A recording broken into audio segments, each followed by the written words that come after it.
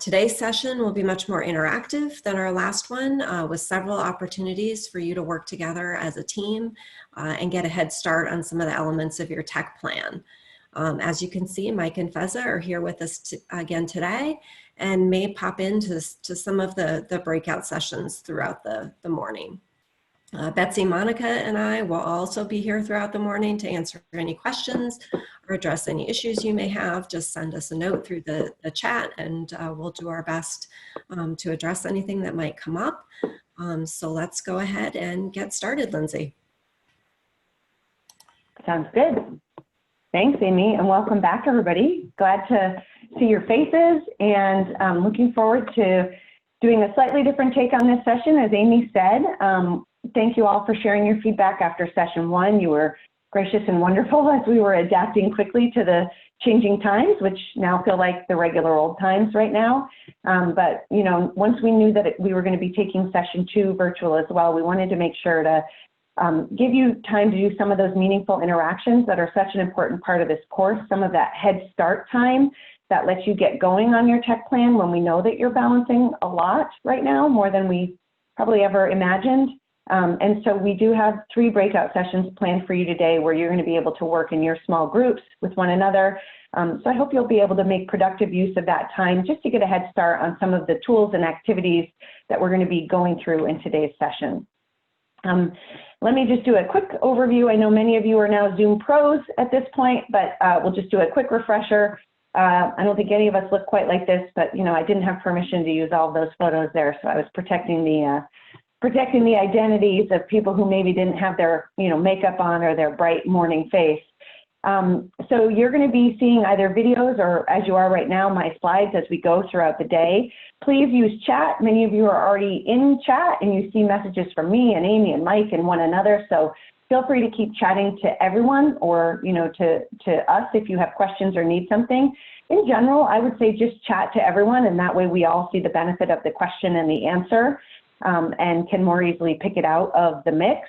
So again, regularly use your chat button, keep that chat window open, and feel free to talk there. Also, I think many of you are now familiar with how to mute and unmute yourself. Well, actually, sorry, this is unmuted and this is muted. So if you need to make a quick run, make sure that you're on unmuted, or excuse me, that you're muted so that we're not hearing. Of course, don't worry if we do hear the dog bark or the lawnmower or the kids ask for homework help. We all know that that's just a regular part of our new way of, for most of us, many of us anyway, still virtual work. So feel free. And again, as I already mentioned, please feel free to chat to everyone. You all have done at least one training with me. Many of you have done many more. You know that I tend to be a bit of a fast talker, don't always stop to breathe. So if you want to try to get attention and you're not succeeding with getting your chat answered, you can also raise your hand and we'll try to keep an eye out for any raised hands. And then that way you can unmute yourself and just ask your question verbally, because we're all here to have a discussion and learn from one another. But I know that you're all pretty comfortable with Zoom, so I won't spend much time there. Again, feel free to raise your hand or chat us if you have any questions about the basic housekeeping. But let me go ahead and just start by sharing a poll. I'm curious to see what you're all doing in the world of work there. So right now there should be a poll popping up somewhere on your screen. Poke around and find it, and I'd like to know what best describes your status with regards to returning to your workplace. Were you always in your workplace because you're considered essential? Have you just started returning to the workplace with the phase 1 reopening that started on May 20th? Or are you just taking your time and waiting it out? Go ahead and take a moment and respond when you get a chance.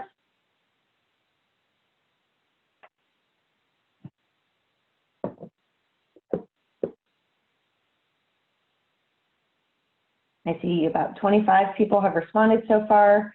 We are 39 or 34, 33 minus staff, so I'll give a few more people a chance to respond.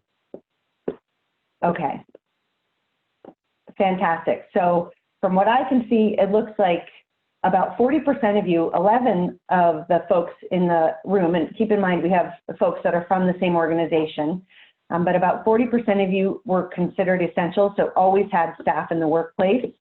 14% of you, if you weren't already there, have started returning to the workplace according to the guidelines on May 20th.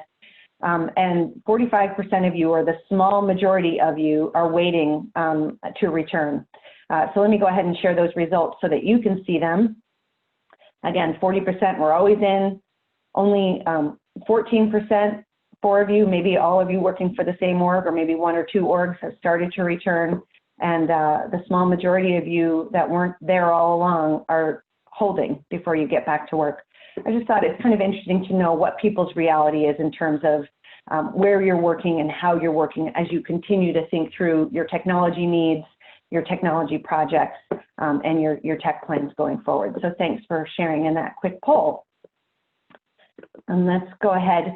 I will have, I think actually Betsy is going to be starting our recording. So just as a reminder, after today's session, there will be a recording of it. So if any of your colleagues are not able to make it, you can point them to the recording on our class website. I put the URL for the class website in the chat. It's tinyurl.com/NSPTech2020. It's also in your reminder email from Betsy and Amy. So you can always check there to get all of the course materials. In addition to the recording, we can make my slides available after today's training, and all of the workbook and the handouts. I think by now you probably know that those are available to you on the course website. So we've now begun our recording, so we'll officially dive into session 2 of Strategic Technology Planning. For those of you that maybe weren't here on day 1 or haven't done a training with me before, I'm Lindsay Bielko with Toolkit Consulting. And that's about all the intro I'm going to share of myself, because let's just dive in. One quick housekeeping note that I do want to make before I start reviewing what we covered on day 1.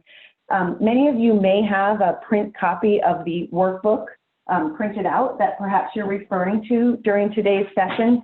Here's mine. You can see the other papers that I just dropped while grabbing it.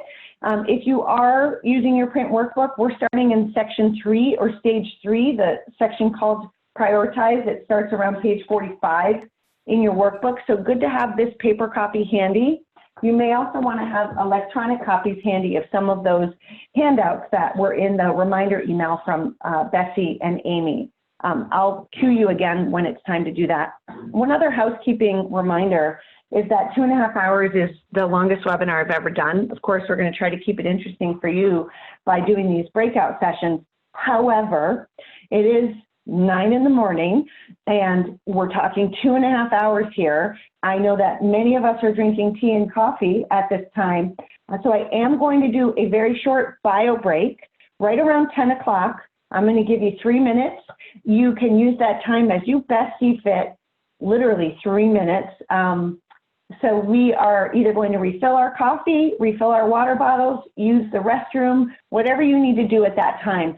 But I didn't want to make you do that during your breakout session. So again, at about an hour in, I'll give you a quick bio break. We'll do 3 minutes, we'll mute, we'll pause our video, we'll all run to our respective corners, and then when we come back, we'll resume. Again, also feel free to self-monitor when you're in your breakout sessions. That will be just with your teammates and your colleagues. But I did not want to make you use that time to take care of that stuff, because I wanted you to really be able to use that time to do what we're here to do, which is start tech planning. Okay, so just a quick bit of review I'm sorry, actually, I just realized that you're probably seeing video over my screen share, aren't you? Well, I'm going to assume you are. So I just moved video so that that won't be distracting to you. The only problem is now if I want to look at video, I'll look up, but that's okay. We'll just hide it for a minute. We're not seeing your video, Linz. Oh, even before I moved it, you weren't? No. Oh, well then I'm going to put it back. Yeah. Great, thank you. So you don't see the picture in a picture. Fantastic.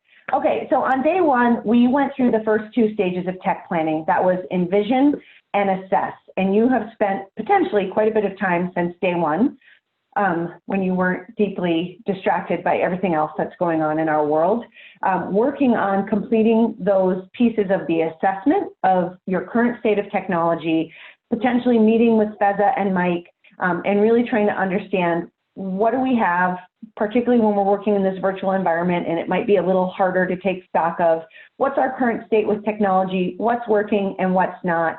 And you've probably done quite a bit of thinking since day one on those two stages. So what do we really want to get out of this? Where do we want to go? And to help us understand where we want to go, where are we starting from? Today, we're going to focus on stages 3 and 4, how to prioritize the project ideas that are certainly bubbling up for you, things that you've been talking about with your colleagues, talking about with Feza and Mike, starting to think about probably more than you're going to be able to take on in the current climate, with current funding, with current constraints. That's okay. We're used to needing to prioritize projects. So we're going to talk more today about how to do that and how to define success for technology projects. And then lastly, we'll talk about resourcing technology projects. So thinking both in terms of how to get help with tech projects, how to budget for technology, whenever possible, how to fundraise for technology. And then we'll leave today with some tips for how to implement your plan. And of course, while we're talking about this, I want you always to be thinking about how does this relate to my mission and goals? What is the so what? And what's the impact that we're trying to have for the people that we're trying to serve, for the cause that we're trying to serve? You know, what difference is this technology really going to make for us? Some things that you've been working on since day one. I don't want to spend too much time talking here, but hopefully this list looks somewhat familiar to you. Again, one other document I'll remind you of, forgive me while I go off camera for 1 minute here, is your, yeah, this is the right side. This is probably going to look backwards too, but your progress tracker. This is on our course website. If you're wondering, oh my gosh, what the heck was I supposed to be doing? I know Lindsay thinks I'm really on it, but I really haven't been doing this.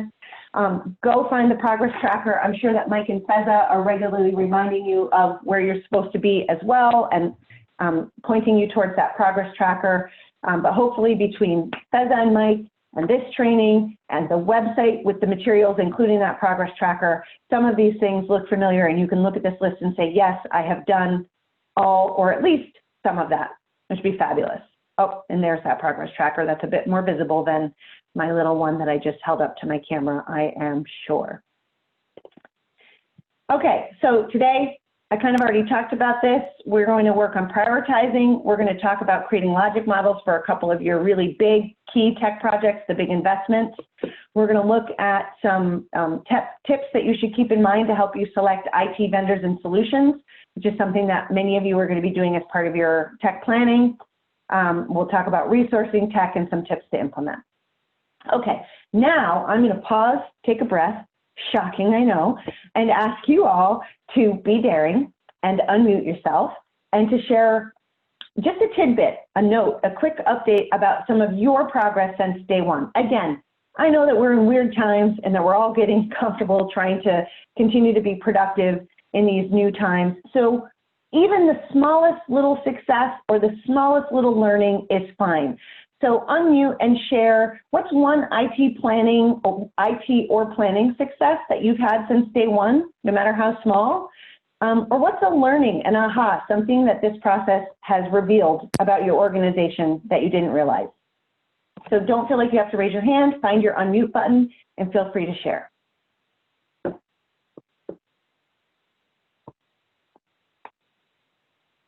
This is Jeff Foreman from the Intensive Education Academy in West Hartford. This is not a very small thing, but we totally moved to a distance learning method. So we're 100% technology based at this point. So that's not a small change. That's a phenomenal, huge change for us. So, amazing. Yeah. Good for you all. We've been doing that since March, and we'll continue that until September. That's awesome. Good for you. That's fantastic to hear. Good. Thanks for sharing, Jeff. Who else has a learning or a win that you've had since day one? Good morning, everybody. It's Jill Davies from Greater Hartford Legal Aid. We went remote right after the COVID crisis hit, and our staff have been speed learning things that we had hoped they would learn over a couple of years. They learned in a couple of days or weeks, and it just shows that necessity learning really, really works. Right. Yeah, it's great. Great point, Jill. I've heard quotes that the world, the business world, including nonprofits, has undergone 2 years worth of digital transformation in 2 months because of this.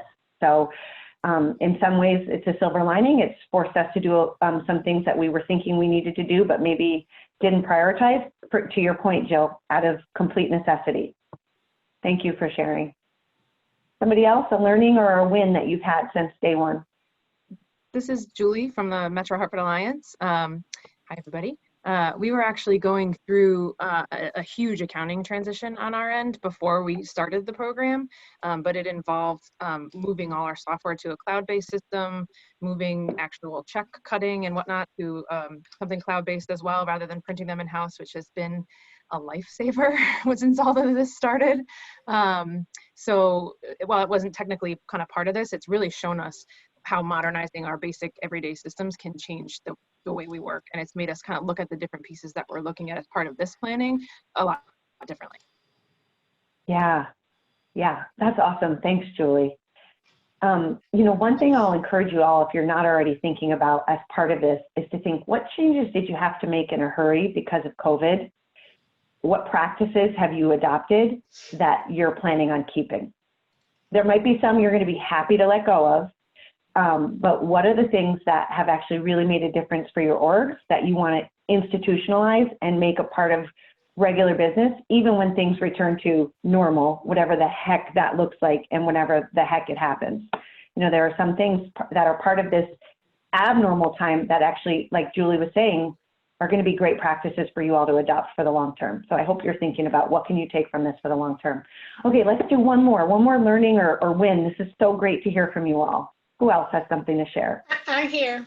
I'm Janelle. I don't know if it's Spice Works or one of those links that was provided to us, and I was surprised that we are right with everyone else in terms of our systems, computer systems, and I thought that we were really bad, but we are with the crowd, and I don't see the crowd is doing well, but I'm glad that we are with the crowd anyway. That's great. Yes, sometimes it's good to know where you are on the curve, Yaniel. Thank you. Yeah. So that was from your assessment results that you took, the tech assessment? Yes. Fantastic. Yes. Good. I thought that we flung, and then, you know, for the industry, they're right on.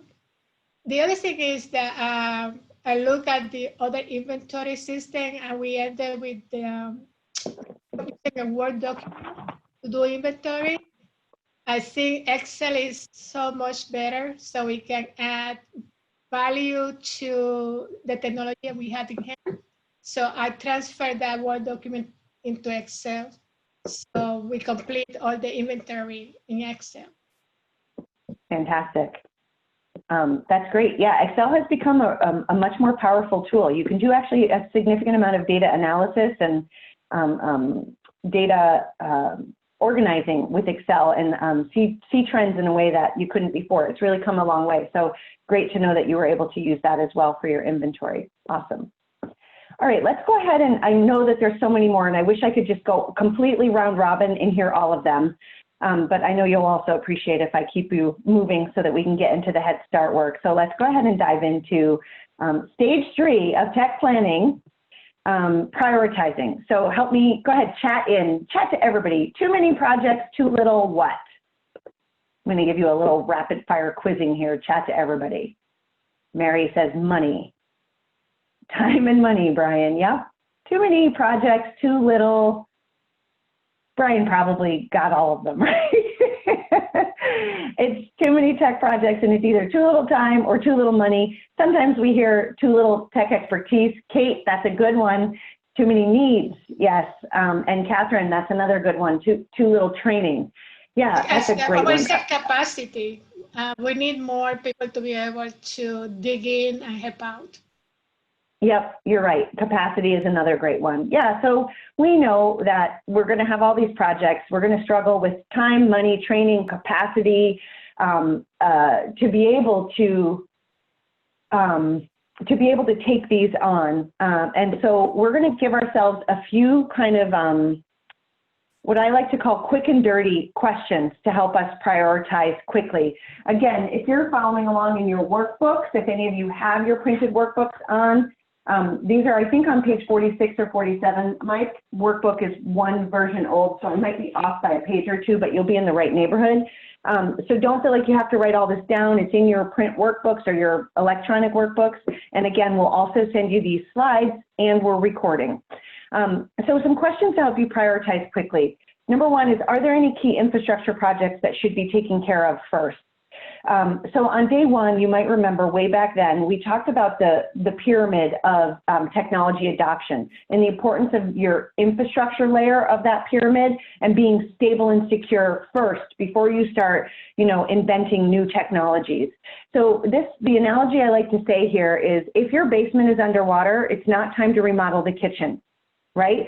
So think about the technology at your organization. Is there anything that's the technology equivalent of your basement being underwater? If so, fix those issues first before you start working on other kind of nice to have projects, right? You need to make sure that your server's not going to die and you're going to lose access to all of your data. You need to make sure that staff have access to secure computers and that you're not exposed to tons of viruses. Take care of those kinds of key infrastructure projects first. Anything that could be a potential single point of failure, you want to make sure you're doing those first before you take on the let's fix up our website, or wouldn't it be nice if we could advertise this online? You get the idea. The other thing to think about, is there any low-hanging fruit projects that will help you get traction? Is there anything that is like a quick and easy win that you could do, like maybe investing in Excel training to build on Yanil's example? Maybe if staff were able to get 2 hours of coaching on how to pull the right reports from your database, you could solve a lot of problems. So are there any low-hanging fruit projects where it's just a couple of hours or a small investment, and it would really help you get traction and demonstrate progress to your staff? Keeping with that theme, are there any projects that will solve multiple problems or be really big wins with your staff? Like if all staff have been struggling during these last 2 months because there's still not a shared central file sharing system, and people are some's in Julie's OneDrive and some's in Mike's, Cloud Drive, and some's in Lindsay's Google Drive, and people are still sending copies of documents, and you don't have one single file sharing system. I'm just using this as an example. But if there's something like that that will just solve multiple problems and headaches and be a big win with your staff and stop the, complaining or madness that's involved with kind of something that's doing things maybe the long way around the barn, think about trying to prioritize that first. There's something called the Pareto principle. I never know if I'm saying that the right way, pronouncing it the right way, but it's that if there's a project that you can do that solves multiple problems for people, try to take those projects on first, right? Maybe it solves a problem for your staff, but at the same time for your clients or the people you're trying to serve, because you fixed something on the website that's not working properly in terms of letting people register. Think about, are there anything like that? We always want you to be going back to asking that, so what? So if you dig into projects, and as you get to that double click, if you're like, I don't really actually see how it's going to help us serve our mission or meet our client needs, scrap it. And then there might be some projects that you come along that require sequencing, either because there's a tech order of things, like you're not going to set up the new online learning system perhaps until the online registration is in place. Or maybe it's that you're not going to roll out the new version of Office or whatever your productivity suite is until everybody has a laptop that can handle it. So there are some projects that have a sequencing from a tech point of view. There might be some that you can't do until you have the funding in place, right? So you might have to sequence it purely from that matter. So this list of questions is just kind of quick and dirty questions to help you prioritize quickly. However, I want you to also be thinking more about this framework to help you prioritize technology projects. So right now I'm sharing a blank framework on your screen, also in your book, and this is going to help you rate projects by on the y-axis, or this left-hand vertical axis, we've got degree of complexity, implementation complexity. Down at the bottom, it's not very complex at all. At the top, it's highly complex. And we're going to balance that with the potential benefit on the X or the horizontal axis at the bottom. So on the left, it's low potential benefit. On the right, it's very high potential benefit. When you think about things in these two axes, like my little cheering motions that I'm doing here, you can come up with basically 4 categories for projects. If something's really hard to do, it's going to cost a lot of money, it's going to take a lot of time, it requires a lot of expertise or specialization, there's a bunch of dependencies or processes that are part of it, it's going to be really hard to do. And it is also low benefit. We're not going to save a lot of money if we do it. It doesn't allow us to earn a lot of money. It's not increasing our services offered or our service footprint or the number of clients served, or it doesn't decrease risks in a significant way. There is no, like, the juice is not worth the squeeze here, people, right? We call those projects our leave for now. It's hard to do, and we're not really clear that there's great benefits, whether those benefits are to our beneficiaries or, you know, to our org's bottom line, whatever it might be. Please don't do these projects. You are way too busy for leave for now projects, right? Right. Then we have our not that hard to do, low implementation complexity, but they're also pretty low benefit. We call these our nice to have projects, or SFD, some fine day, right? Are they hard? No. But is there great benefit? No. So do we really need to prioritize them? Probably not. Like, this might be some kind of bells and whistles on your website, you know, or, you know, maybe it's doing an organization project in-house. That would be nice to do, but it's not really going to change anybody's lives completely. Nice to have, or some fine day. Then we start to get into the really great priority areas. So something that is high potential benefit is going to help you serve more, save more, earn more, decrease risk, and it's not that hard to do. Those are our low-hanging fruit, quick win projects. We love these projects, okay? And then lastly, you've got your big hits. So these are going to be hard to do, but they're worth it. So this, I think it was Jeffrey's example of switching to all distance learning is probably a great example of a big hit project. Probably had to spend some money there, probably had to spend some time, may not have been easy breezy, beautiful cover girl, but it's worth it. And it's going to change his organization's ability to really add value, to really drive program impact. Those are the big hits. For you, this might be the client tracking database. It might be, you know, completely overhauling your website. It might be implementing and combining a bunch of different databases that you have already. So yes, they are going to be complex. They are going to take a significant time and investment, but they're going to really change your organization's ability to operate, and that's key. So I want you to keep this framework in mind as we go into a breakout session, because I'm going to have you rate your projects or try to fit your projects somewhere into this framework. So many of you came, maybe you have a list of projects in your head, maybe you did, you actually wrote your project list down. And so I want you to take the time as we move into breakout sessions to actually start thinking about, when we think about our projects, where do they fit into this matrix? So I'm not gonna leave that slide up, because as you go into breakout rooms, you can share your own screens. So if you want, check out page 49 in your workbook. That's where this blank template is. It's on page 49, or maybe you downloaded the prioritization handout that was in the Betsy Amy reminder email, and you can work with that electronically. So a quick review for those of you that haven't done breakout rooms in Zoom before. In a moment, I'm going to ask Monica to move us into breakout rooms. When she does, you'll automatically be put into a breakout room. You actually don't have to click join breakout room. Ignore this. If I could quickly grab my little markup, I would mark this up and cross this out. You don't have to do this. So when she moves you, you're going to be put into a breakout room with your colleagues from your orgs. If any of you are alone, ask for help, and we'll put your consultant, Mike or Feza. I don't know if we have anybody that's here by themselves today. Judging by our numbers, I doubt it. I think we actually have really good numbers from every group, because we're 34 people, so I don't think that's an issue. Turn on your video if it's not already on when you get into that breakout room, and you and your colleagues can start talking through your project prioritization. Again, if you want help, there's a little question mark button that looks like this. You can click it to ask for help, and I can pop into your meeting room and say, what do you need? And you can say, I need Feather or Mike, and we can assign them to your room. Or you can say, we have no idea what we're supposed to be doing, Lindsay. Can you tell us again? I can pop into your breakout room, give you the help, and then leave. So in a moment, this is what we're going to do. I'm going to give you 15 minutes in your breakout room to get a head start. It will not be enough time, but 15 minutes for you as a team to work on taking your projects and trying to think based on what you know today, which I know is not everything. Just go with the best information that you have today.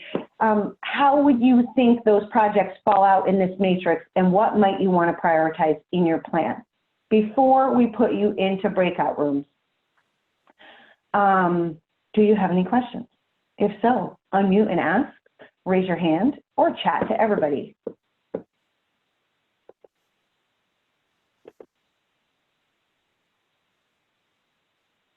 Hearing and seeing no questions, I think, Monica, if you've got everybody assigned, you can go ahead and put us into breakout rooms, and I will set the timer for 15 minutes, folks.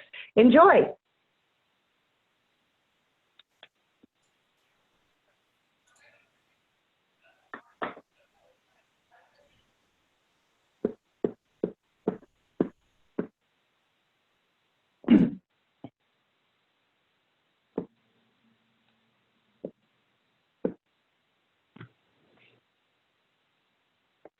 Hello, welcome back, mostly everybody. People are still filing back in. Hi, I would just love a tiny bit of feedback. Using under your participant list, if you see your little feedback buttons under your feedback list, can you give me a yes or a no if that breakout time was helpful? And then of course, I'd love to also hear you expound on that. But welcome back. I'm hoping it was helpful, but can you, in your participant list, there's a little yes and a no button. I'm wondering, was that breakout time helpful for you? This is my first time, actually it's my second time doing breakouts, but a different kind of context. Okay, thanks Amanda. Thank you, Allison, for that feedback. Oh, 14 yeses, don't be shy. Lindsay, go ahead, Kathy. Oh, that's right, I saw your thumbs up, Kathy, so I'm gonna take that to mean the same. I think it's under the participants list if you see it there. Oh, I see it. There you go. Okay, so let's, awesome. Thank you all for taking the time and being willing Zoom participants with us to go into those breakout rooms together. I want to hear what questions, if any, came up for you, or what challenges were there around using this prioritization framework, or anything that worked really well, observations that you want to share. But let's use this time to address any questions or observations about prioritizing tech projects. Feel free to unmute and share.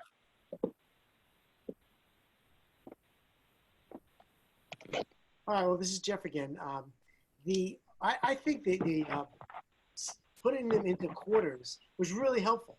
I mean, it was we were able to, I think, get through like, I don't know, 6 projects in 15 minutes using that template. It really was very, very helpful. Of course, we didn't get into the detail of how to do it, but we were able to put them in quarters like rather quickly. And the second thing I'll say, and leave it at that, is that I think we were surprised about how many quick wins we had that we didn't think we could get in that particular quartile. There were more quick wins than we actually thought we would ever get.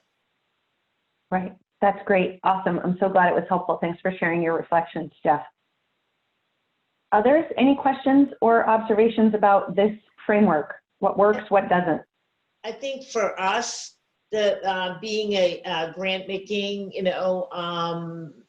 organization, and I see a lot of development people on this call, it's to prioritize the organizational structure needs of technology, and just the basic needs, like for example, specific training for technology, and then the technology that would be used to help us raise money.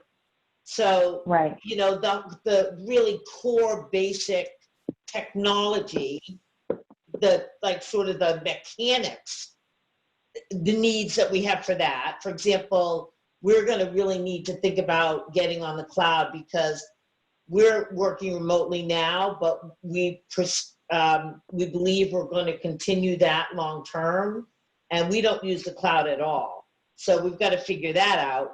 But on the other side of the coin, things like updating our website to receive donations in a much more efficient way through our website. So there's sort of, you know, what do you do first, you know? Right. Like Yep. the Yep. egg. Yeah, you know, you're raising a really great point, Kathy, which is that there's another kind of new quick and dirty prioritization question, I think, around what can or can't we do during the time of COVID, and, you know, how might we need to prioritize differently because of COVID. So for example, if, you know, there was 45% of you that said that you were going to continue working from home for the foreseeable future, what does that mean in terms of, okay, well, maybe the actual build out projects in the office are going to wait, but you might prioritize employee training because it's something that they can do remotely regardless, right? Or, you know, your point, Kathy, as well, just about like really trying to prioritize things that can help you earn money. So those ideas of making sure that the fundraising is maximized right now in a time when, you know, we're expecting funding to go down because of the historic unemployment rates. So like, what can we be doing to prioritize any potential earned revenue sources, donations or things that help us monetize a program or a service we're offering? So there's an interesting COVID lens to think about as you're thinking about those quick and dirty prioritization questions. Yeah, Great point. Sorry, this is Julie. Sort of related, very related to that is when we first kind of started our list of potential projects that we wanted to do, we had a couple of specific things that we think would improve, obviously, the experience that our investors, the people that we serve, that they have when they interact with us, on two fronts. One would be upgrading our conference spaces to be able to incorporate more video so that when we have in-person gatherings, people can also join them virtually. I don't know that we'll be gathering people in our spaces now to need that, but I don't know when that's going to change. You know, and similarly for our events, that's something we wanted to do was create a better event check-in system for people. Also, maybe they could even use their own phones rather than using shared things or having to come up to a table or things like that. Those are all things we're looking at. But when will we be hosting in-person events with hundreds of people again? So those are high priority for us for future, but I don't know how far in the future that is anymore. So I don't know how to, and there's no way to know that, I feel like. So I don't know how to prioritize it among the full list of projects that we're considering. Right. Yeah, and Julie, I know you know there's not an easy answer to that, but I do think weighing the, like, what, if you have a limited number of dollars to invest in technology, what's the highest and best use that you know you can start capitalizing on now in the next 3 to 6 months versus something that's unknown? Like, you all are going to have a finite amount, right, to invest here. And so is it worth deferring any potential positive outcomes you could gain from investing in projects now to save it for the someday, which we aren't clear on, for when you might be able to do those big events again? So there's some fuzzy math there, but that would be, as a leader, those would be the traders I'd be encouraging you to think about, which you probably already are thinking out. It's like, you know, hey, if we did this project and we let it run for 6 months, what difference would it make in the near term versus holding that money and hoping for the in-person events to come back? Well, and then too, on the flip side of that, the other consideration is, will people be more likely to come to in-person events when they resume, when we implement processes that allow them to only touch their own technology, things like that. So it's a lot of things to weigh. Yeah, it is. It is. Yep. We have a new set of COVID criteria here. Good. Any other questions or observations about prioritizing tech projects before we move on?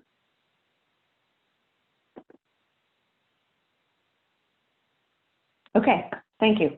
I hope you're all having as much fun as I am. I told them on the break, I think it wasn't a break, but you know, while you were in breakout rooms, I said, I feel like I'm having too much fun right now. Kind of makes me a dork. And that just about adds up. Let's move on. Okay, so we're going to talk about determining success criteria for your tech projects. So you just prioritized or started to prioritize your projects in this framework. And by the way, I know that I'm asking you to make a lot of assumptions here, in addition to kind of the complex issues that Julie brought up.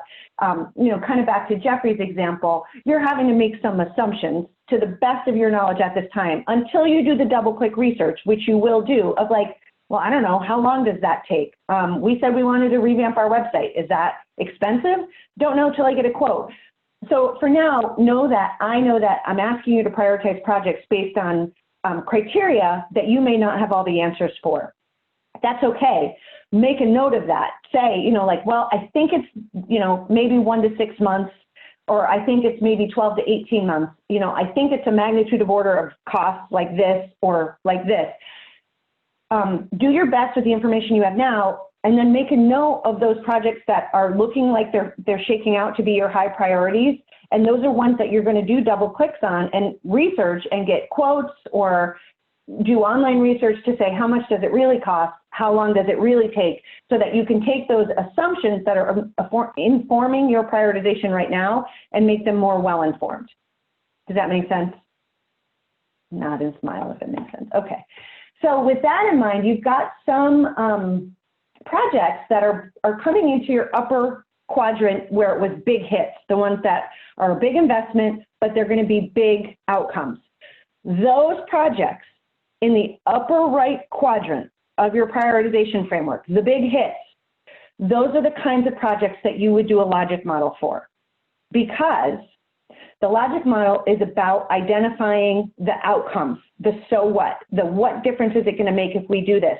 And that's most important for you to do for the projects that are big investments of time and money. So I would not have Jeffrey, for example, do a logic model for a low-hanging fruit, quick win project. It's not worth it. But where your organization is thinking about making a big investment of time and money for those big hit projects, it's worth doing a logic model to be really clear on how will I know if this project's been successful, and how can I communicate the value of this project to my stakeholders, including staff, beneficiaries, board, funders, etc. And that's what brings us to the logic model. So as part of your tech plan, we are going to ask you to do a logic model to help you think through what are the benefits of these projects for a couple of your big investment projects. Don't do it for the quick wins. Only do it for the 1 or 2 that you have that really feel like they're significant, maybe significant enough that you're going to put them out to RFP or to bid. And for those, we want to help you think through what's your objective? Why are you doing it? What's the goal of this project in one sentence? So we are going to update our website to streamline our donor experience, or we are going to launch a phone check-in system so patrons can use their own devices to check into physical events. We are going to move to the cloud, to Kathy's example, to streamline our ability to work from home for the foreseeable future. So you're going to do a one sentence about what that project is and why you're doing it. This shouldn't take you very long. Then for the purposes of today, I'm going to ask you to skip over activities and resources, although they are certainly a part of doing logic model. The activities are simply the steps that your staff will take to implement the project. What do we actually have to do to get this done, to bring it from the big one-line project idea to actual fruition? What are the resources that we're going to need? So what inputs are needed for this project to go well? Money, expertise, time, all of the spreadsheets that are in 16 different locations, maybe it's client input, et cetera, et cetera. What resources or inputs are needed for the project to go well? And then this is where I really want you to focus your time today, on the outcomes and indicators, okay? Because we only have 15 minutes, it's gonna go by fast. Outcomes are the most important part. This is where I'm gonna force you to ask yourself, what changes in individual, community, or organization conditions will happen as a result of this project? These answer the question, so what difference does it make?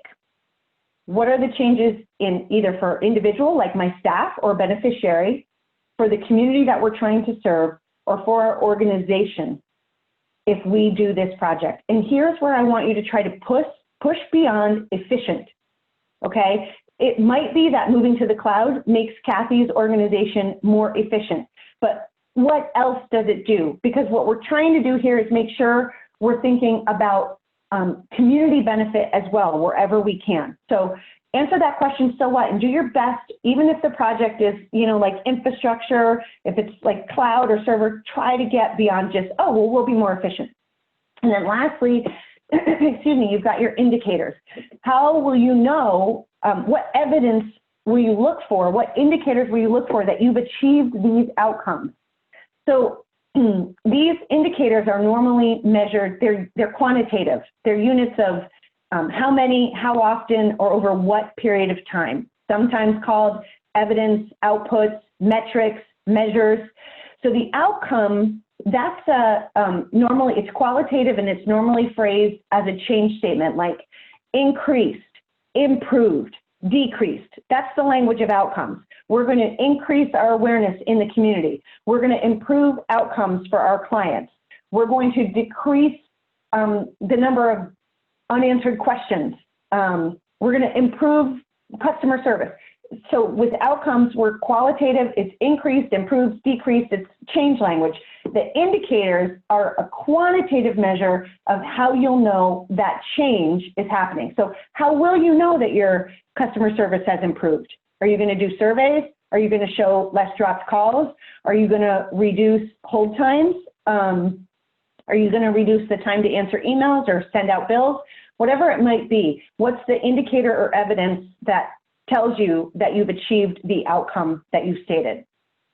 Okay, so I want you to go ahead now and either unmute yourself or raise your hand if you have any questions about logic model. I think many of you have done this before. Maybe it's been called outcomes-based evaluation or results-based evaluation, but raise your hand or let me know if you have any questions about logic models, and I'll give you more instruction in a moment in terms of what I'd like you to do, or any other advice that you have for when you've done this to try to make it work for your org.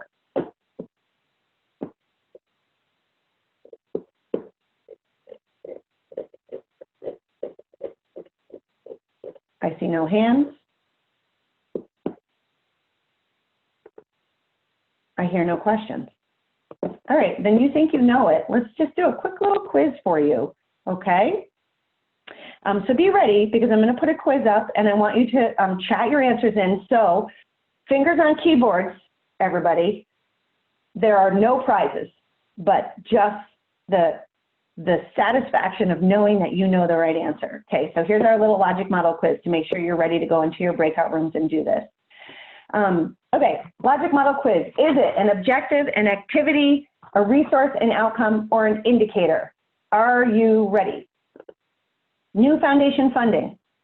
Text me the answer, or chat me the answer. Chat to everybody.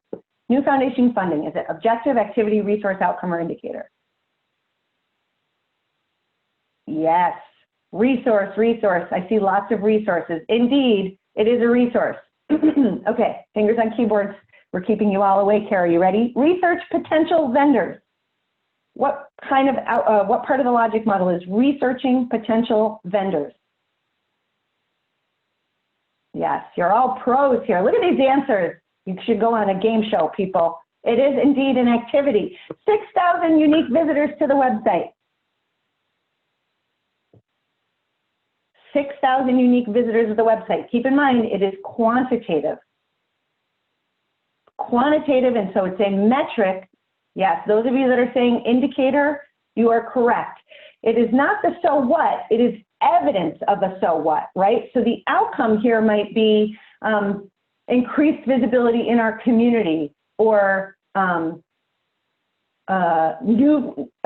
our membership database, or something like that. And the metric is the indicator that we're measuring is how many people came to the website as evidence. That's just as evidence that the outcome is achieved of increased visibility. Okay, I don't want to belabor the point here, so I'm just going to quickly go through the next ones. Greater engagement with our members, that is an outcome. See, we've got kind of increased, improved, decreased, in this case, greater engagement with our members. That's outcome, and an indicator of it could be those visitors to the website. 1.5 thousand video views on Facebook, of a Facebook video. That is just an indicator of what? Of maybe increased engagement with the community, of maybe increased visibility. Improved client satisfaction, again, that is an outcome. That's a so what statement, a qualitative statement, and we would have to find a way to measure that indeed our clients were more satisfied. Consolidate existing contact lists or data sources. That would be an activity that you were doing, maybe, Kathy, in preparation for moving to the cloud, as an example. Okay, so when we get back from our short break, I'm going to have you take 15 minutes to work in your small groups to get started on a logic model.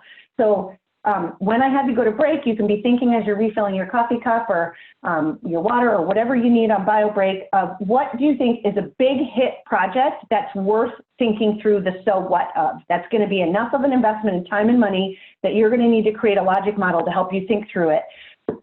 Keep in mind that there are 3 samples in your book on pages 54 to 56.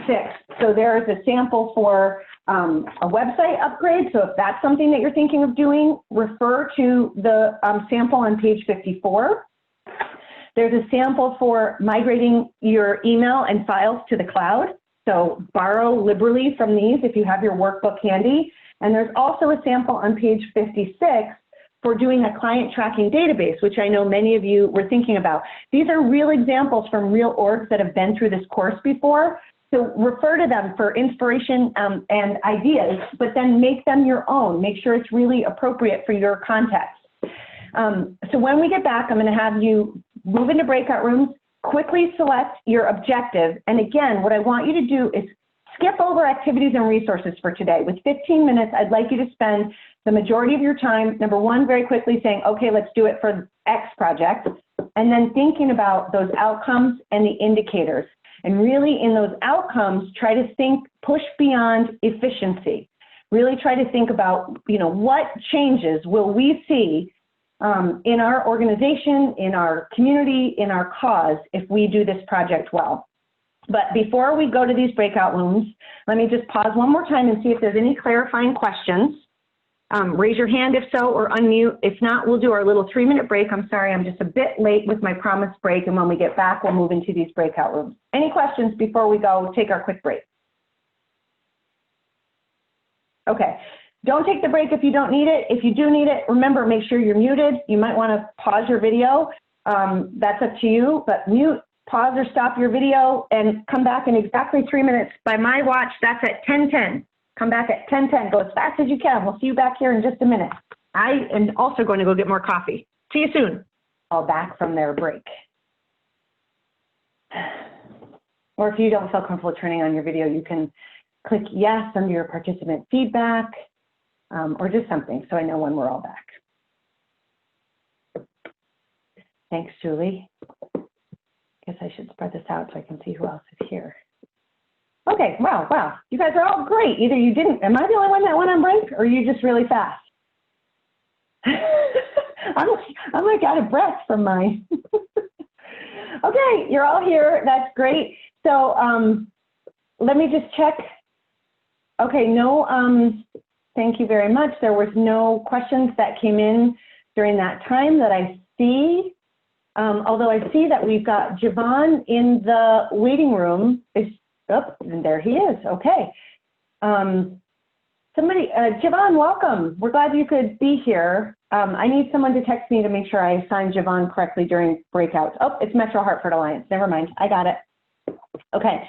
Okay, so I'm going to move you into breakouts in 1 minute here. Remember, when you're in breakouts, you can share screen if you want, and you can use the handout of the blank logic model that was in your reminder mail. So in addition to those completed samples, you've got a blank one, so you can either have somebody, if you've got it printed out on paper, take notes on paper, or if you want, you have it electronically, you can share screens and collaborate. If you need help, you can click that little question mark button and ask for help. But again, get in there, start your video, somebody share a screen, you can co-edit. And for one of your big projects, I'd like you to try to come up with at least 2 to 3 outcomes and an indicator for most. And I think unless there are any questions, we'll set you to it. Are you ready? Okay. I need to find my breakout rooms. And I'm going to keep April, since you're here on your own, I'm going to keep Feza with you to help you through this. You can kick them out if you decide that you've got enough help. That's up to you. I think everybody else has a colleague here with them. But if you end up in a room that you didn't intend to be in, you may go ahead and leave that room. But I'll give you 15 minutes, I'll give you a 5-minute warning, and then once I close the rooms, you'll have 60 seconds before you're automatically brought back to this room. All right, we'll see you soon. Enjoy. And Betsy, can you restart our recording for us, pretty please? Okay, Chris, welcome back. Glad to have you. We're just finishing up a breakout room, Chris, in case you weren't here before, so everybody's gonna pour right back in here. Okay, welcome back, everybody. We are glad to have you back. I don't think I need to share screens again. Let's just keep the video open. I hope that you were able to get a head start. Again, I know that these breakout sessions are not enough time necessarily for you to finish, unless you're maybe making really great use of those examples that we're providing. But would love to hear from you. Fill me in on what I missed in those breakout sessions. So what questions about logic models came up?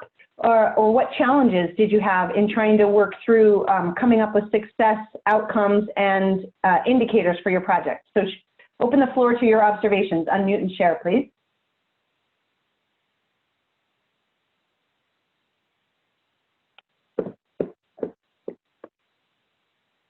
Any questions or observations or sticky points that came up for your teams as you worked on this?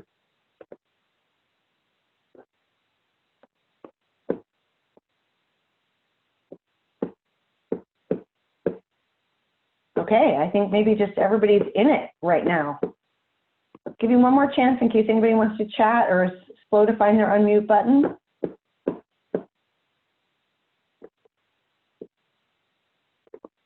All right, well then let me ask you a more pointed question and ask you what is the value in doing logic model besides just because funders asked us to do it or because it's part of a grant reporting?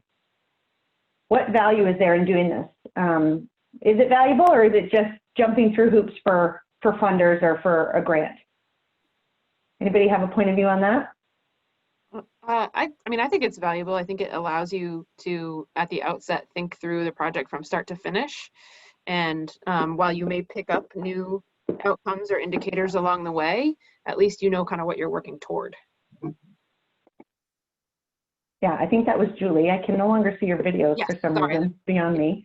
No worries, no worries. My fault for forgetting how to find video. Yeah, I think there's definitely things that it can teach you about your project along the way as well. What else? Other thoughts from folks about, you know, is there value in doing logic models beyond just because a funder requests them? And if so, what is that value? Yeah, this is Jeff. It keeps the project on track.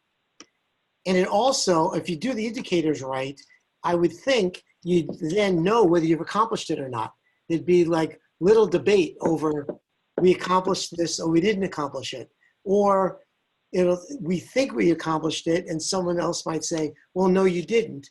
You know what accomplishment actually, it defines what is it when you could check the box. Right. And so it's a good method to do that. Just check done. Yep, absolutely. Yeah, thanks, Jeff and Julie. Yeah, I think that the thing about technology projects is that a lot of times the outcomes of them can be a little bit fuzzy. You know, it's hard to know, like, did that $10,000 investment in my website really make a difference or not? And if you have set up what difference you think it's going to make in advance, and you have some metrics, even if they're imperfect metrics, to be able to say, hey, listen, maybe we don't know conclusively what the ROI on that $10,000 website investment is, but here's some evidence that we saw that it made a difference. I think that can really help crystallize, again, the value of investing in technology projects, which often I think eludes us, may elude our funders, and may elude our board members, depending on their point of view. So being able to have something to point to that said, hey, we invested X in Y, we thought that this was going to happen, and here's some evidence, some indicators that we have that we think, you know, we're close. And again, we're not necessarily saying that you have to measure everything, and this is, again, not something that the Hartford Foundation is going to come to you and say, okay, hey, we need to see your website clicks, or we need to see how many people signed up, or, you know, we need to see how many calls you've saved, or whatever it might be. The Hartford Foundation is not going to come back to you and ask you for this. So this is more as a tool for you to say, here's why we're investing in this project, here's what difference we think it's going to make, and here's how we're going to try to hold ourselves accountable. So again, just to be clear, this is not something that you're going to have to put in reports to the foundation or anything like that. Maybe there are other funders who would want to see this, but more than anything, it's about helping you and your team, maybe your board, say, hey, you know, we took $10,000 of our budget to do this, and here's why we think it was worthwhile.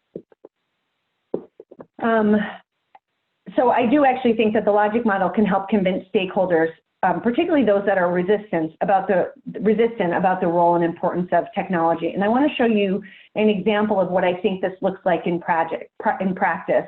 Again, this is actually taken from your workbook, so don't feel like you have to write it down. It's on page maybe 58 of your workbook. Again, my workbook might be a page or two off, but just know that it's there, so you don't need to write it down. But when we take on tech projects and we're not thinking about the so what or the community outcomes, we might make a funding request or a board request, or we might just justify the project by saying something like this: our new database will make our staff more efficient. So what? Like, that's great, that's nice. How? How does that matter to the cause or to the mission? Or is it just, you know, sending Jeff and Julie home 15 minutes earlier every day, right? It's just not very compelling. If we start to integrate some focus on community outcomes, on that outcomes column from your logic model, you can see our new database will make it possible for our staff to better gather and manage data about our clients so that we can better serve them. So it's not just about the efficiency, it's about bringing it back to the mission. And we're starting to see how knowing those outcomes from that column can actually help you make a better case statement, a more compelling statement about the why behind a project. So it's a little bit better here. Oh, because staff can better gather and manage the data, then we can better serve the clients. But really, forgive me for the length on this one, but really why the logic model matters is if we really embrace those outcomes and we think through them, we can create case statements like this one. To best serve our clients with the services they need when they need them, we need visibility into their past interactions with us, their current use of services, and into their needs and progress. When staff can easily access and share this information, they can provide more comprehensive, timely, and high-quality service. And this builds greater trust with clients and leads to improved outcomes. And we could go on and read the second part. You almost don't need to. You can see how when you're really clear on what the community outcomes, the so what outcomes, not just the efficiency outcomes are for a project, you can start to articulate the why behind that project in a really compelling way. And maybe in a compelling enough way that it convinces the board to allocate the budget, or it convinces the major donor to support, or it convinces the non-technical program officer at the foundation to invest. And so I think this really is why the logic model matters. Again, at any time, feel free to chat in any questions that you have about what we are covering. I see that Kathy is having to leave us a little bit early. Thanks, Kathy, for being here. I might be saying that a little bit late, but glad that this was helpful to you. Anybody else, if you've got any questions, feel free to either unmute yourself and share them, interrupt me. I'm totally cool with that. Raise your hand or go ahead and put them right in that chat window to everyone. As of right now, I don't see any, so I'm going to go ahead and move along and give time for those to come in. But I hope that that 15 minutes was just enough for you to start thinking, again, with a focus on that project of the outcomes and the why and the so what, because I think there really is, like Julie and Jeffrey were saying, value to the logic model besides just as an exercise for funders. It can help us understand the outcomes. It can help us set up the project for success. It can help us sell it to staff, clients, board, or funders. And so for two of those big projects in your tech plan, we're going to ask you, if you only have one big project, only do one. But if you have 4 big projects, do it, you know, for at least 2 of them. Do that logic model, and it's going to be an attachment to your final tech plan for those projects. And I hope you'll be able to leverage the examples in the book to help you with that. Okay, let's go ahead and move on to stage 4 ACT, and we're going to start in resourcing IT. So that's going to cover 3 areas: getting help, or picking vendors and solutions, budgeting, and fundraising. So identifying vendors and solutions, many of you in your applications to this program, let me back up a minute. Many of you in your applications to this program talked about the tools and the solutions that you want to put in place. let me actually reach here and I'll grab my little list. So some of you talked about you want to have online applications to help you manage things.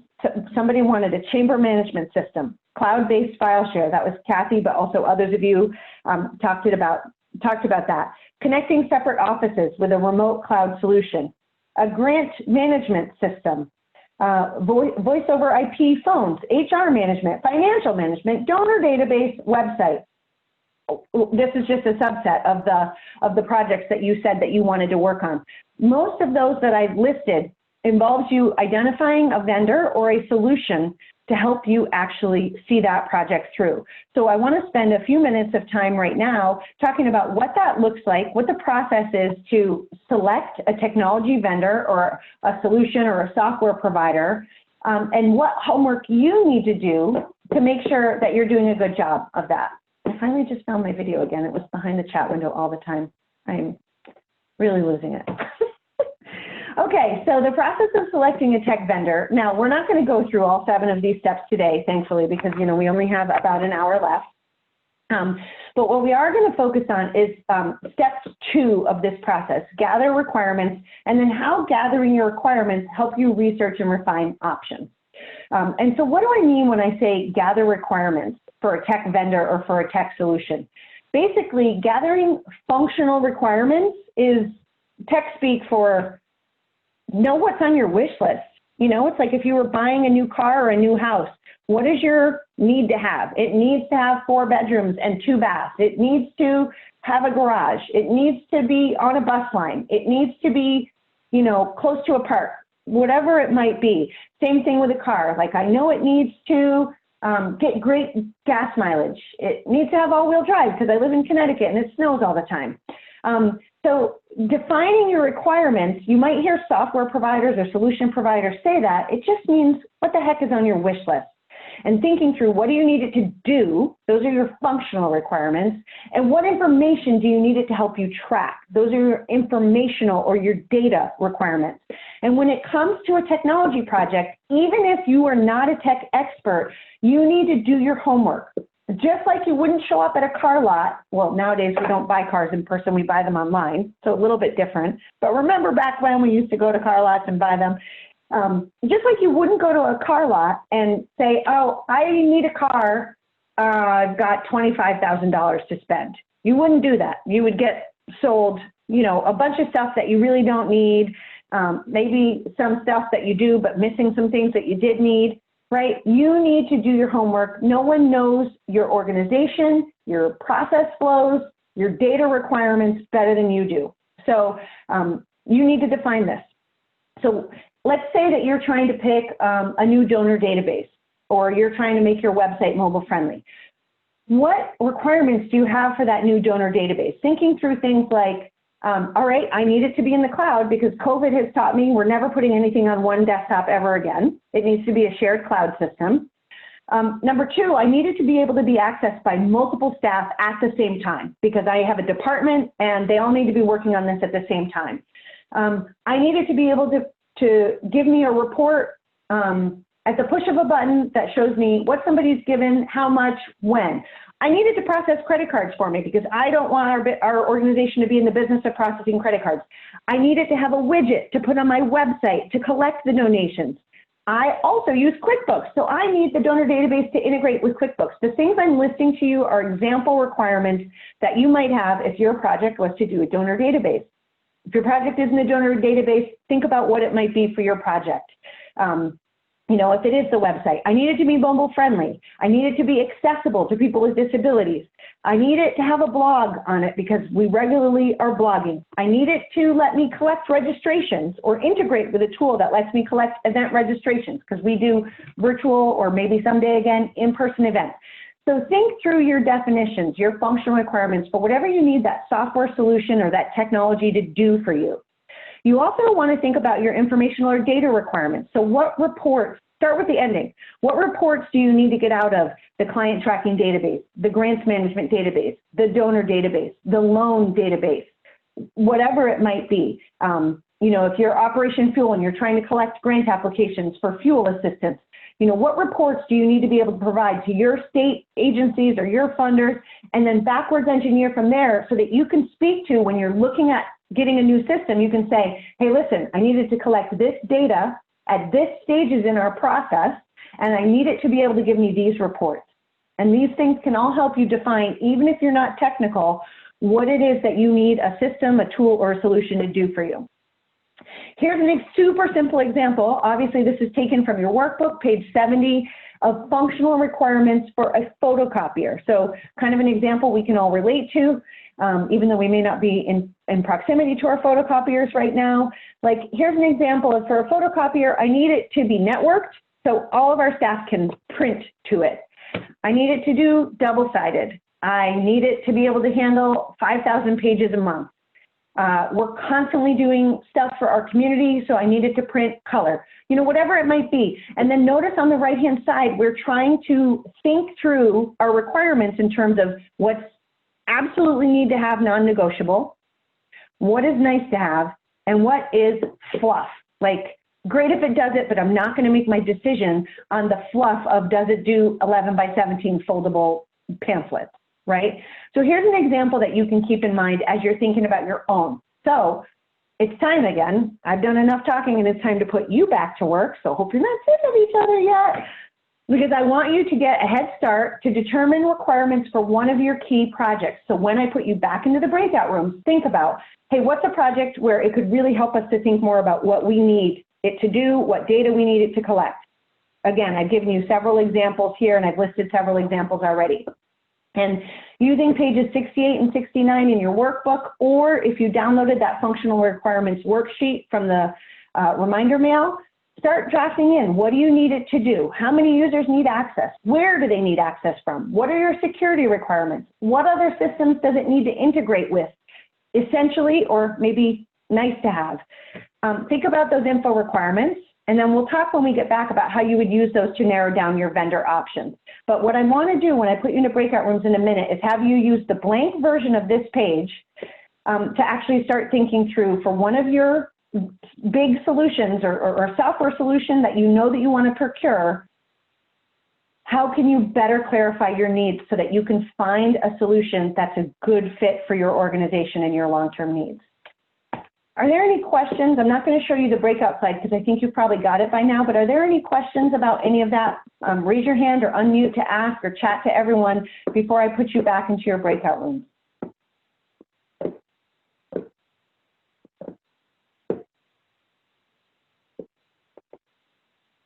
Okay, I see some heads shaking. I hear nothing. I see no questions. So I'm going to, same drill. I'm going to put you back into your same room with your colleagues. I'm going to give you, maybe I'm going to give you about 12 minutes this time. This is a little bit of a quicker activity. So I'm only going to do 12 minutes this time. I'll give you the 2-minute warning and then the 1-minute warning. No, I'll give you a 5-minute warning and a 1-minute warning. Otherwise it's silly. So I'll give you 12 minutes. Share screens if you want, take notes. And I just want you to pick a software or a solution that you think you want to really do a better job defining, and then start thinking about what you need it to do. And holler if you need help. We'll see you back here soon, and I'll look forward to your questions and your observations when you get back. Restart the recording. I'm going to assume that some of you were ahead of schedule on that because people are hurrying back to the main room. So I'm looking forward to hearing a little bit more about that. Hey, Freddie, nice background, by the way. Great brand promotion. Well done. I like it a lot. It's not the best for your hair, but you know, it says it. but great for your brand. There you go. Thank you. Yeah, sure. Okay, welcome back, everybody. I'm left to interpret things because I'm not popping into your breakout rooms, but many of you hurried back that time, so I'm going to assume that maybe that was a quicker and a faster activity than the other two that we were working on, or you're sick of each other. But tell me about it. So you were trying to come up with your requirements for one of your solutions or a software or a vendor that you need. Were there any parts of that didn't make sense to you, or that you had questions about, or what was helpful about doing that for you? So where did your group struggle, or what did your group find helpful about that? Please unmute and share with us. Hey, Lindsay. Yeah. I think we had a really cool experience in linking back to the logic model. When we started going through requirements, we started thinking, hey, how does this align with our objectives and our outcomes in order to say, like, what are we trying to achieve? And is this, when we talk about must have, you know, like to have and fluff, we actually went back and started thinking about our objectives and outcomes to align those and see if we were kind of staying within kind of our scope and our objectives. That's great. I love that idea, Jevin. Thank you so much. It's like a great way to make sure you're not doing scope creep. And just because you can doesn't mean you should. So that's like a really, I love that you were cross-referencing the goals from the logic model to help you figure out what do we really need the system to do versus what are we just like, what's a little bit of a shiny object, right? Thanks for sharing that. Other learnings or observations about using this, you know, what worked or what didn't?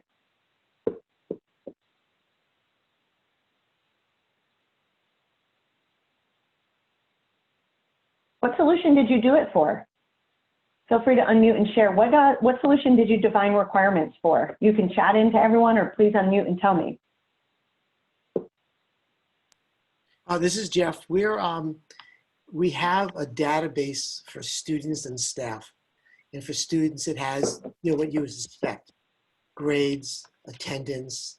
It has demographics, medical information, and we're looking to upgrade that to a different, maybe better program application. So that's what we used. I think this activity was easier for us because we have a really pretty clear idea of what we wanted to do. So I think this one was a little easier than the previous activity. We were getting like goals and outcomes a little confused. So this one was pretty clean and easy. Good. Thanks for sharing that feedback, Jeff. Appreciate that. Anyone else? What did your groups either struggle with or find helpful as you were trying to think through requirements for a solution, a vendor, a software program, something like that? Or tell us what solution you were working on.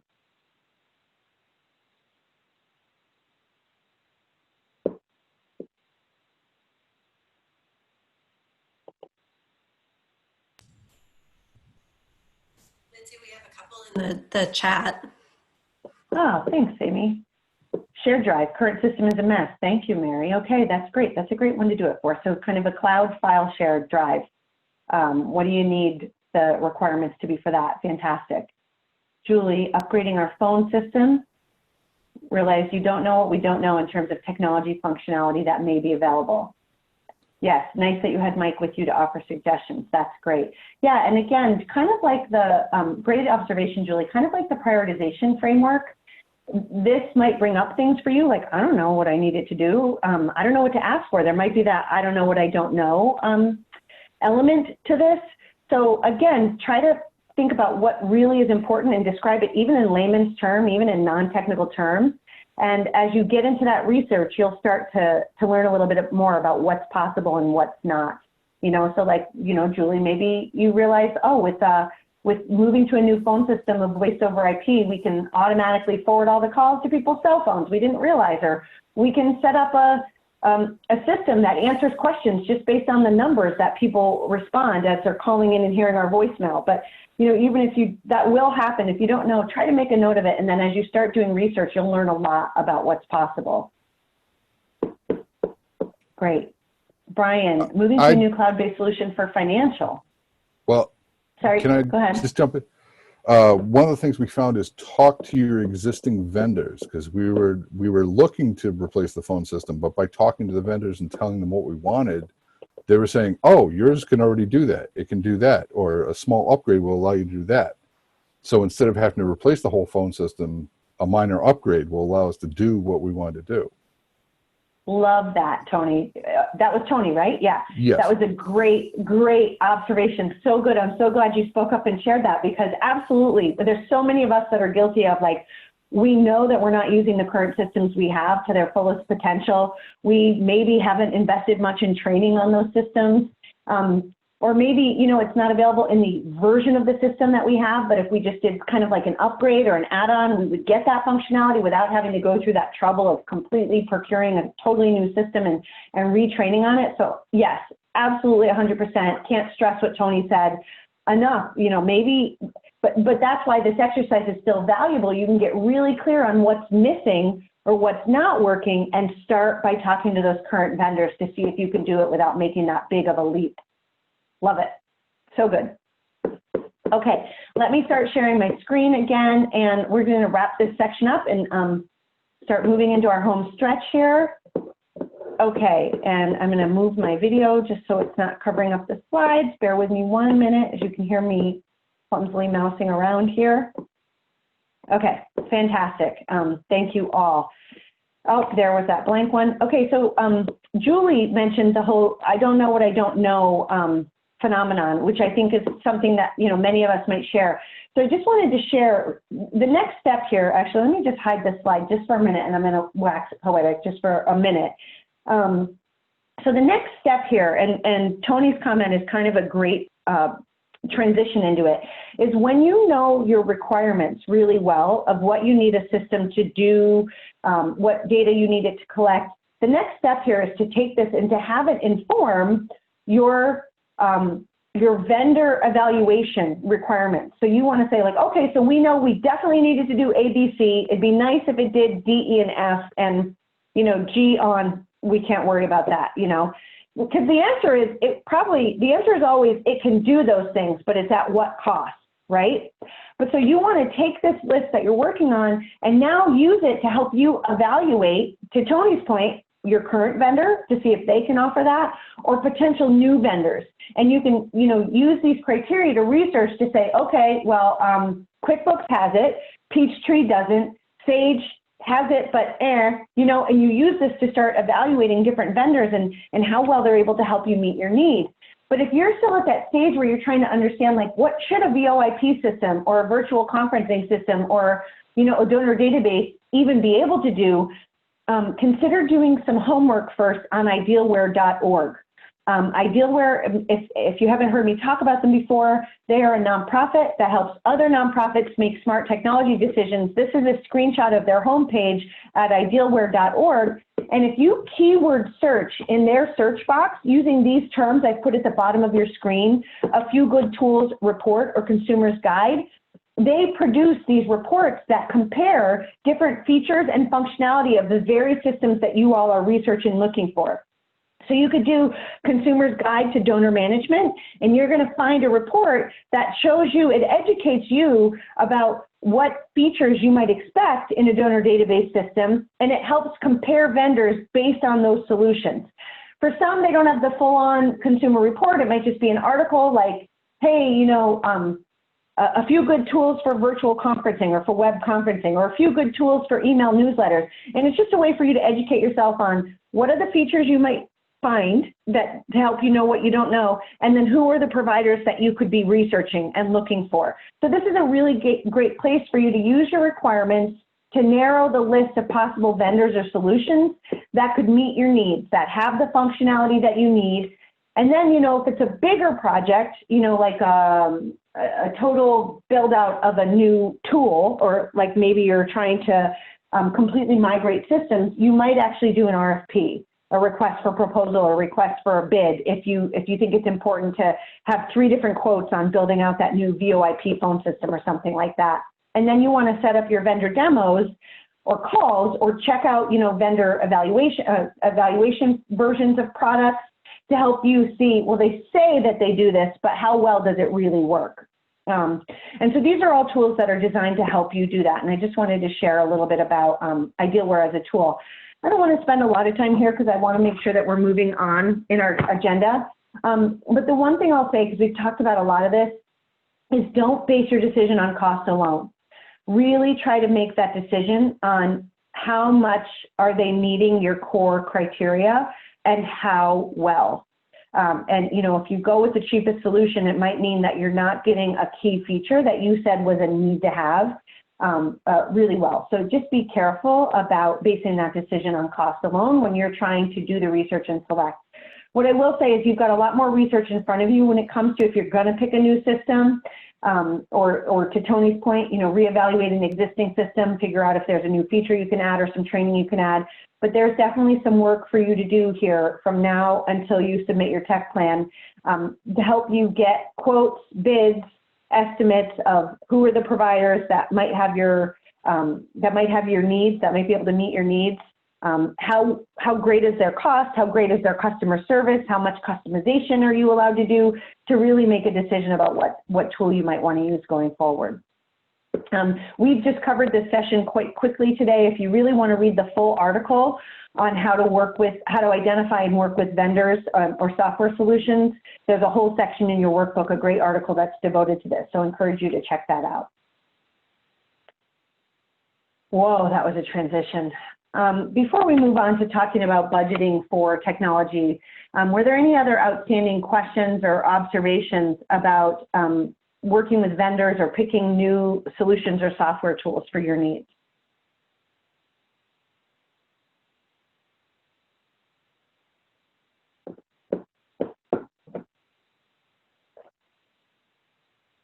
Okay. Not hearing anybody.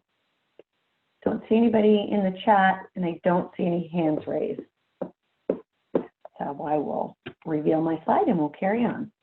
Okay, so let's switch a little bit to talk about resourcing technology. This is a particularly interesting time to be talking about budgeting for technology, but thankfully for you all, you're in this program so that you know that you're going to get some grant funding to help you with this, which is fantastic. The couple of pieces of key advice when it comes to budgeting for technology. Number one is you've got to consider the TCO. Text me, chat in the chat window to everyone what TCO stands for if you are aware of this concept and you've used it before. When we say we need to consider the TCO, what are we talking about? Anyone? Bueller? Total cost of ownership. So when you're budgeting, there it is, total cost of operation, Jevin, yeah, same. So when we're talking about technology, don't let Mike's bullying affect you at all. We're talking about technology. We want to make sure you're budgeting for the total cost of ownership or the total cost of operation, as Jevin called it. This iceberg visual couldn't be a more apt visual for what we mean here. A lot of times when we think about the total, when we think about the cost for technology or like the budget for technology, we tend to focus on the tip of the iceberg, what we can see above the surface, and that's the product price. But you've probably experienced firsthand that there's all kinds of costs below the surface, indirect costs, hidden costs that come into play to really keep that technology operational. And so we just want you to really be thinking about not just the sticker price or the purchase price, but what it actually costs to purchase, to install, to operate, to maintain, to fix, and to train users on a piece of technology. So it's not just your cost to get razor's edge, it's your cost to actually get somebody to install it for you, to migrate all of your stuff from your existing system to the new system, to train your people on how to use this new thing. Otherwise, you've just paid all this money for like a glorified Rolodex, right? So just when you're thinking about the budget for technology, make sure that you're thinking about the total cost of ownership. So that means thinking about full cost, not just the purchase price. The other thing I want to make sure to emphasize when you're thinking about this grant opportunity in your technology budget for the strategic technology program through the nonprofit support program, do not create a budget that equals the amount of the grant that NSP can give you. I repeat, it's important. Your tech budget through this plan should be your full 3-year technology planning budget, not just the amount that the NSP can fund for you. So if this equals, if your budget equals the grant amount that Amy can give to you, she's going to come back and ask you to redo it. So you're really trying to think big and look out 3 years and say, what might the Hartford Foundation be able to fund? What might we take out of our own budget? What maybe do we have a board member who loves technology and has been complaining and wants us to use it better, might be able to chip in? So you're really looking at those full costs, not just the amount covered by the grant. And as you think about your budget, You want to think about what's it going to take to just keep things running the way they are. Our operating costs, the run costs, what's it cost to keep the tech lights on? What are the projects that we're going to invest in to help grow, to Yanil's point earlier, to help us grow our tech capacity? So what are those, what's it going to take to complete those new projects that we've identified as part of this planning? And then the third piece, this I include more to be aspirational and to have us thinking about. COVID is not the time. I mean, it's almost never the time to be thinking about transform or R&D, but if you're there, good for you. But in an ideal world, we'd also be setting aside just a tiny bit of our budget to think about what could we fund that would be like research and development or an innovative new transformational experiment. What big ideas might we want to really explore just with a small piece of budget to help us do that? That may not be the reality right now. We are in a different reality than we were 3 months ago. So definitely think through, what are my operating costs? That's like, just what does it take for me to keep the tech lights on if I were to do nothing else but just keep everything running? And then what are the projects that me, my team, Feza, and Mike are deciding that we're going to invest in, and we need to make sure that those projects are funded going forward.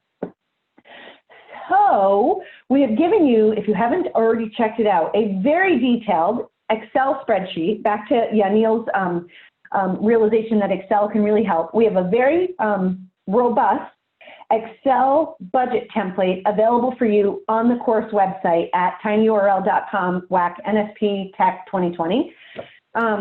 This is a screenshot of just one of the pages. This is actually a summary view. You don't edit on this page, but if you build out the other tabs that I'm showing at the bottom of the screen, it will give you a total cost of ownership view of your technology budget. So we're kind of trying to work this in for you in the way that we've set up the technology template, or excuse me, the technology budget template for your project.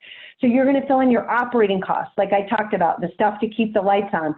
But then for each of your main projects, so maybe project 1 is getting a new donor database. Maybe project 2 is moving to a no phone system. Maybe project 3 is improving cybersecurity. For each of those projects, and we've got a tab for you to do as many as up to 8 projects, you're going to build out the costs associated just with that project. And as you use this template and as you fill out these tabs, it will pull in this beautiful summary for you of your 3-year total cost of ownership technology budget. And so in a way, we're trying to help encourage you to really think through that. Let me just pause here and see what questions you have about budgeting, or any maybe additional comments that Amy, Feza, or Mike I might have missed around tech budgeting that we want to make sure people are keeping in mind as they use this template. The one thing I'll say, just as you all think about if there's anything you want to ask or add to that, is in addition to having this blank template, we've included a sample budget as well from a completed participant. So if you want to look at both that blank template and also the completed sample, it'll give you an idea of how this all comes together and how your project costs break out. Any questions out there or anything I forgot to mention, Amy, Feza, and Mike? And thanks, April, for your question. The website for the budget template, it's the course website. It's the same one that's been in all of our emails. I'll go ahead and put it right in the chat, April. Let me see if I can type and talk at the same time. tinyurl.com/NSP Tech 2020. And all of the materials for this course live there, including all of the workbook that I keep referring to today, the progress tracker, the worksheets you've been working on, they're all there. So let me pause. Additions, questions?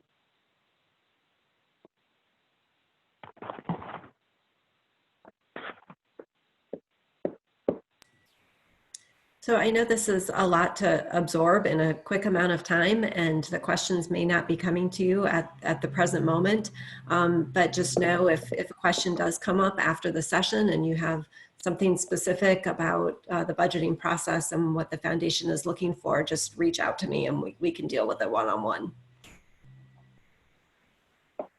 Absolutely, yes. And Feza and Mike have had a couple of seasons, I'll say, dealing with this budget template as well. So they're a great resource for our questions as well. Thanks, Amy.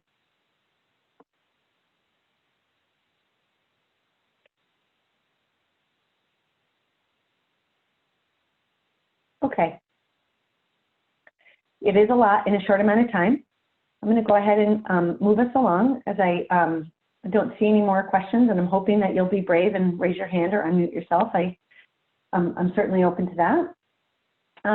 The one other thing I just kind of wanted to acknowledge that in a time of COVID, I know you're doing a lot of scenario planning when it comes to budgets. And so in some ways, you know, the what's it going to take to keep things running versus what are the project investments we're going to make that will help you with this.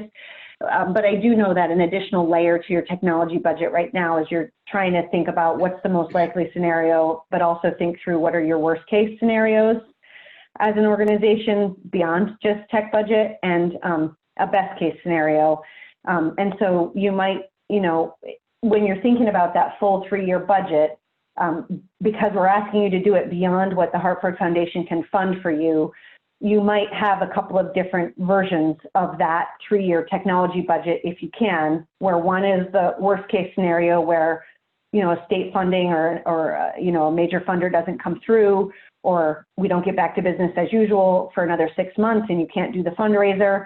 And maybe, you know, one is a more likely scenario where it's a business as usual as we define it right now scenario. So I know that many of you are already thinking this way anyway, and just wanted to acknowledge that in addition to kind of really trying to think through your normal technology budget plan, you've got some scenario planning that you're probably having to accommodate for as well, because we are in an uncertain time, to say the least.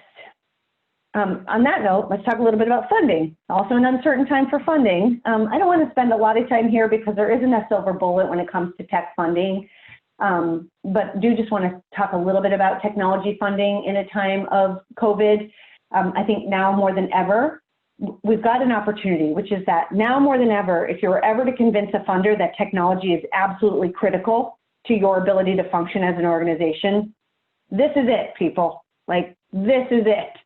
So we're at a moment where maybe funders who normally would say, I don't fund technology, or we see technology as an overhead cost, they now might see that technology is absolutely essential and central to your ability to serve your clients, to reach your communities, to make fuel loans, to present the arts, to deliver counseling services. Like, if you're not doing it through technology right now, you're not doing it. So there's an interesting moment, even though we're in a challenging funding environment, where we've got some funders that are saying, take our restricted funds and make them unrestricted.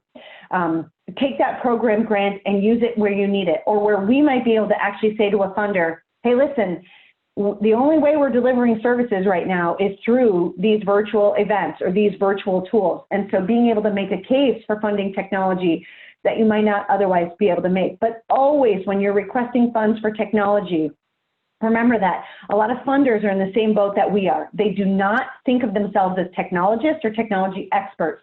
So we've got to show them how technology relates to mission. We've got to show them that we've done the planning and we've thought about what it's going to take to implement and sustain technology. That's true in all fundraising. Asking for funding for technology only amplifies the importance of showing, hey, this is not shiny object syndrome. We're not doing this just because we can. We're doing it because there's a so what, and it relates back to our mission. Look at our tech plan. We've done the homework. We've got the budget. We've got the action plan. You know, you're in a really good position now more than ever to be able to make the case for somebody to say, we know how technology is going to help us, and we've done the homework to make sure that we can do it well. Because frankly, funders are worried. They've seen it before where they funded technology and it falls flat. That big investment that they made in somebody's website or somebody's app didn't pan out. You know, it didn't have the results they thought it was going to. And that's where we're going to bring it back to that logic model so that you can say, hey, listen, we've done the homework and we really know what differences it's going to make. And here's how we're going to hold ourselves accountable. I say this all the time. And again, it's more important now than ever. Your clients need technology. Very interesting question, Jill. Yeah, so there are some funders out there that in the past wouldn't have funded your organization for technology, but might fund you to help your clients get technology, for you to distribute tablets, or, you know, we can't do it right now, but these are the funders who might fund you to create a lab, a community-based learning lab for your clients. Obviously, you're not going to do the lab right now, but there are some funders out there that are interested in bridging the digital divide, in this access issue, in this internet gap issue. So there's a lot of people that don't have access to affordable broadband. They don't have access to the infrastructure. So Jill, lean into that. There could be some funders out there, and the keywords I would say are, it's about broadband gap, it's about digital divide, which is COVID is shining a light on the fact that some people have access to technology for virtual learning or virtual medicine or virtual services, and some do not. So look into some of those equity funders and see if maybe if you can show them how you can help get technology to the people in need, and how you can help guide them through the services once they have that technology. I think there are people who are really funders who are really noticing that that's an issue now. And it's a great point from Mike as well, that if your internal tools are mobile friendly, that could help too. You know, because what we do know is that, I forget our stats from day one, but it was a really high number of people have smartphones. And it's like I think it was 97% or more have feature phones, which are dumb phones. So think about if your clients need technology, might your clients already have dumb phones? And, you know, plain old phones, can you reach them via text message? Or if you think that some of your clients have access to smartphones, how can you simplify your website to make sure that the pages that they most need are mobile friendly and that they could get what they need quickly and easily without, you know, incurring a ton of data costs? Because I know that spending cell data is another big issue. So that's a really great point, Mike. It's like, how can we think about where our clients are already, whether it's that they could use text messaging or SMS, or maybe they have a smartphone, but we got to make sure that the services we're offering are super mobile friendly so that maybe they could take advantage of those services just from the device that they may already have. That's not a solution always, but it's a good thing to be thinking about. So thanks, Mike. Okay, that was a great digression for that question. Thanks, Jill. Now more than ever, you need to be including technology in every grant request. As I said at the beginning, this is the time to show funders, like, we can't do what we do without technology. So include it in every grant request. Show them your focus on those outcomes from the logic model so that they can see that you get that it's not just about efficiency. Use your logic model outcomes, cross-reference them, like, I can't remember who said it earlier, but that person that was saying they were cross-referencing the logic model with the functional requirements, cross-reference your logic model outcomes with grant requests or with requests for funding that you're making to show these people that, or to show your funders or your donors that you have thought beyond just efficiency and you're really thinking about how technology can help you change the outcomes and create a bigger impact for your cause or the people that you're trying to serve. I'm not going to spend much time here. We're in our home stretch, and a lot of these, many of you have been through this program before, and you have your own advice on the keys to successful planning. So I might skip over some of these, but just a couple that I want to emphasize as we get towards the end of our time together. When you do get to a completed tech plan, I would encourage you to consider having your board adopt this plan kind of ceremoniously. Have them read through that final plan, keep them up to date if you haven't been, and ask them to adopt this tech plan to help get you the support you need to budget or fundraise to implement it, and help them see that you're prioritizing the top things that are going to make a difference to you as an organization in the next 6 months and in the next year. So consider having your board adopt that plan.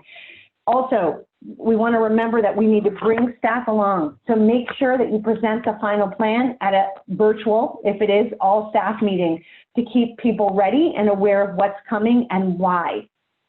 Don't forget that you need action plans. Just listing the tech plan, even in a logic model or in your budget, that doesn't mean that that project actually has an action plan. You need to think through what's it going to take to get this done, assign a staff person to create an action plan for it, and to manage. I'm going to skip that. You can read it in the slides when you get there. So what's next from here? We're about at the end of day 2. You're going to keep on meeting with each other and with Feza and Mike, again, probably virtually or 6 feet apart, if nothing else. You need to, you got a head start today on prioritizing those projects, but you might need to dig in and do a little bit more research to see what it's going to take for you to prioritize those projects. Really what you're looking to do here is figure out what's going to go in year 1 of your plan, or if I take Julie's question from way back at the start of the session, might even think more immediate term than that. Like, what can we do in the next 6 months versus what's year one of the plan? Our time planning horizons here are really getting compressed because of COVID. You probably didn't finish a logic model in 15 minutes. So if you do have a couple of big projects that have merged, make sure that you complete your logic models. Now, I'm telling you this, you've got from now until the end of September to do this, with the goal of submitting your grant application by Halloween, October 31st. Talk with Amy if that's not feasible. We know that we're working in unprecedented times, but our target date for when you really have access to get Mike and Feza's help is that your tech plan is completed by September 30th and that your grant application is submitted by Halloween. Amy might share a little bit more around, the flexibility around that. So these things that you're seeing listed here, this isn't the next month, it's the next less than 6 months, but 3 months that you have at least to help you do this. Once you've got that tech plan and you think it's nearly done, and Feza and Mike will help remind you, let them know that you think it's nearly complete. They'll take a look, they'll help you build out the sections that maybe need a little bit more work, and they'll give you the high sign when they think it's time for you to request that grant application from Amy. And then I'm going to turn it over to Amy to maybe kind of share a little bit more about what to expect from this point on and with your grant application. Great, thank you, Lindsay. I just wanted to say thank you to everybody for spending time with us this morning.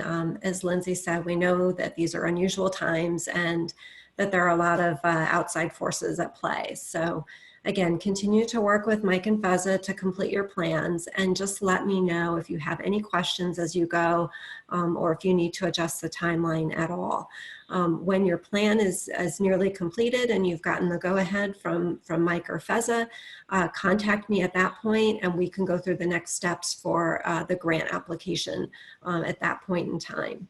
And then just one last thing, you will get an electronic survey shortly after this session.